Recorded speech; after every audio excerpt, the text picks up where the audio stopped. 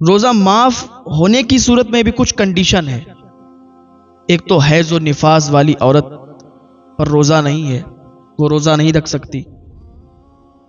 جب تک اسے حیض و نفاس ہے جب تک وہ روزہ نہیں رکھ سکتی. یا پھر اتنا زیادہ کمزور ہے، اتنا زیادہ بیمار ہے کہ اگر روزہ رکھے گا تو مرنے کا خوف ہے، کوئی دقت پریشانی آئے گی تب وہ روزہ نہیں رکھ سکتا. لیکن جب رمضان شریف کا مہینہ گزر جائے گا اور اس کی طبیعت اگر رمضان شریف میں ہی ٹھیک ہو گئی تو جب سے اس کی طبیعت ٹھیک ہو گئی تب سے وہ روزہ رکھے گا. اور رمضان شریف کا مہینہ اگر چلا گیا اور وہ ٹھیک ہو گیا، تندرست ہو گیا، تو ان روزوں کی قضا کرے گا. دوسری چیز یہ ہے یا تو مسافر ہو، مسافر کے لیے روزہ قضا کرنے کی صورت دی گئی ہے کہ اگر کوئی مسافر ہے تو وہ روزہ قضا کر سکتا ہے. رمضان شریف کے بعد فوراً بعد وہ اپنے جو قضا ہوئے اس کے روزے ہیں وہ پورے کر لے. ایسا نہیں ہے کہ بیمار ہو گیا، بخار آ گیا، کھانسی آنے لگی تو کہنے لگا کہ نہیں روزہ نہیں رکھیں گے. حضرت نے تو بتایا تھا کہ بیماری کی حالت میں روزہ معاف ہو جاتا ہے. ایسا نہیں ہے کہ بیماری بخار کھانسی زکام ہو گیا تو آپ نے روزہ چھوڑ دیا. نہیں، بیماری وہ اس حد تک بیماری ہے کہ اسے پتہ ہے کہ اگر روزہ رکھیں گے تو مر جائیں گے، کوئی بڑی تکلیف ہو جائے گی. بات چل رہی تھی علم دین کی کہ اپنے بچوں کو علم دین سکھائیں. اگر آپ کا بچہ علم دین سیکھا ہوا ہوگا تو آپ کا فرما بردار ہوگا. ایسی بات یاد آ گئی کہ ایک شخص تھا، اس کی شادی ہوئی، شادی ہونے کے بعد کچھ عرصے بعد ایک شہزادہ ہوا تو اس نے اس کو انگلش میڈیم میں پڑھنے کے لیے بھیج دیا. جب وہ بڑا ہوا دوسرا ہوا تو اس کو بھی بھیج دیا، دو کو انگلش میڈیم میں بھیج دیا. بیوی نے کہا کہ اس کو ایک کو عالم بنا دو، تو اس نے کہا نہیں، ان کو ہم ایک کو ڈاکٹر بنائیں گے، ایک کو انجینئر بنائیں گے. بیوی نے بہت کہا کہ میری بات مان جاؤ، ایک کو عالم بنا لو، ایک کو آپ جو چاہے بنا لو، ایک کو میری مرضی سے. اللہ کا کرنا ایسا ہوا کہ تیسرا بیٹا پیدا ہوا. تیسرا جب بیٹا پیدا ہوا تو بیوی لڑنے لگی، بیوی جھگڑنے لگی کہ نہیں، دو آپ کی مرضی سے ایک میری مرضی سے. دو کو آپ نے بنا لیا، ایک کو میں بناؤں گی. دو کو تو دیکھ میں کتنا کامیاب کرتا ہوں، تو دیکھیں اس کو کتنا کامیاب کرے گی. تو اس کی بیوی نے کہا ایسا ہے، یہ میں اتنا تو نہیں کہہ سکتی یہ کامیابی حاصل کرے گا یا نہیں کرے گا، لیکن اس کے لیے دعا میں کروں گی اور دل سے اس کے ساتھ میری دعائیں ہیں. اور جو دو بچے ڈاکٹر اور انجینئر ہیں ان کے ساتھ بھی میری دعائیں ہیں، لیکن میں اس کو عالم بناؤں گی، اس کو مولویت پڑھاؤں گی اور پھر تمہیں دکھاؤں گی کہ اس میں اور ان میں کیا فرق ہے. وہ کہتا تھا جا ٹھیک ہے، تو عالم بنا لے، تیری ضد ہے تو بنا لے، میں تو ان کو بہت اونچا مقام، بہت اونچا مرتبہ دلواؤں گا. تو دیکھ زمانہ ان کو دیکھے گا، زمانہ دیکھ کر کہے گا یہ فلاں کے بیٹے ہیں. زمانہ جب میں نکلوں گا تو لوگ دیکھ کے کہیں گے دیکھو یہ ان کا باپ جا رہا ہے. میں ان دونوں کو بہت اونچے مقام پر لے جاؤں گا. اس کی بیوی نے کہا ٹھیک ہے جیسی تمہاری مرضی، لیکن میں اس کو مدرسے میں داخلہ دلواؤں گی. اس کی بیوی نے اپنے بیٹے کا ہاتھ پکڑا، مدرسے کی طرف لے گئی، مدرسے میں داخلہ کروا دیا.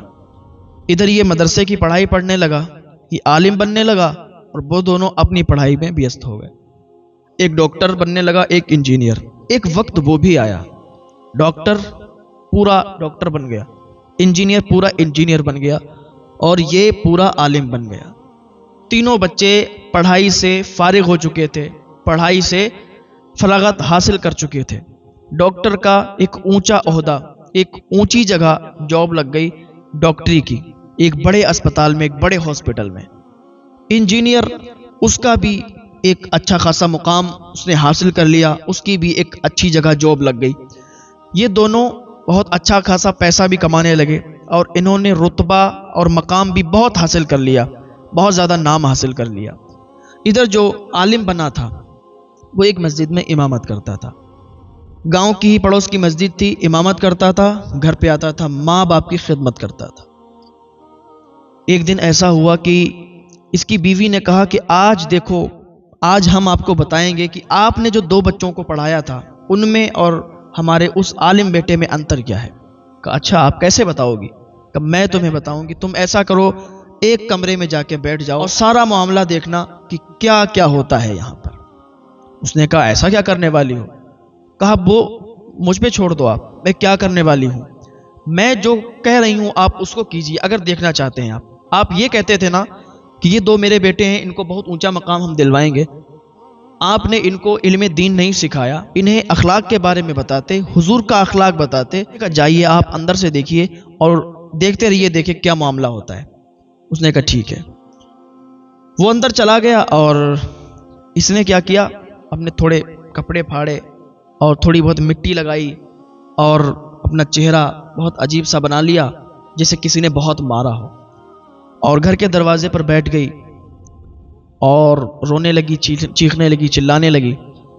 کیا دیکھتے ہیں کہ ادھر سے انجینئر والا بیٹا آ رہا تھا۔ دروازے پر جب ماں کو روتے چیختے چلاتے دیکھا، ارے ایسا لگتا ہے کہ بہت زیادہ کسی نے مارا ہو۔ اس نے جھنجھلا کے پوچھا، ماں کیا بات ہے، یہ کیسے معاملہ ہو گیا؟